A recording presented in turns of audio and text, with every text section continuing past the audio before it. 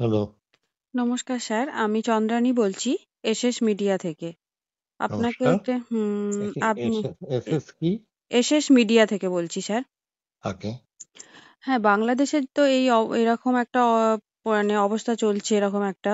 তো কি হিন্দুদের, অবস্থা? হ্যাঁ, আমার হিন্দুদের এরকমভাবে একটা মানে নিরাপত্তাহীনতায় ভুগছে।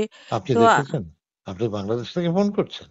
না, আমি থেকেই ও ফোন করছি। হ্যাঁ, ছেড়ে দিন। আমার না এ ব্যাপারে কিচ্ছু বলার নেই তা ভাই। স্যার, আপনি তো আমি জাতীয় তো আমি তো পতাকার অবমাননা নিয়েও কবিতা লিখেছেন আমি তো বা কলকাতায় আমি তো হুম। কলকাতায় থাকি।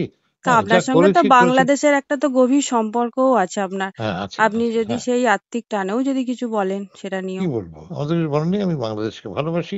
ঠিক যেমন ভারতকেও ভালোবাসি। হুম, খুব হুম। ভালোবাসি। তো দুটো এই দেশকেই মুহূর্তে ভীষণ আমাদের ভারতের হ্যাঁ, জাতীয় হ্যাঁ। পতাকার যে অবমাননা হ্যাঁ, হচ্ছে, ওরা হ্যাঁ, পাকিস্তানের দেখে পতাকা কে যেন একটা পুড়িয়েছিল কোনো একটা দেশে।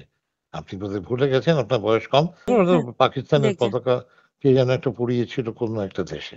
আপনি বোধহয় ভুলে গেছেন, আপনার বয়স কম। ওরা হ্যাঁ, পাকিস্তানের দেখে। পতাকা কে যেন একটা পুড়িয়েছিল কোনো একটা দেশে। আপনি বোধহয় ভুলে গেছেন, আপনার বয়স কম। আমার ৭৬ বছরের বুড়ো। আমাকে এগুলো বলে লাভ নেই কোনো ভাই। না, আমার সে যা সে বলার ওই জানি। ওই লিরিকটাতে লেখা হয়ে গেছে।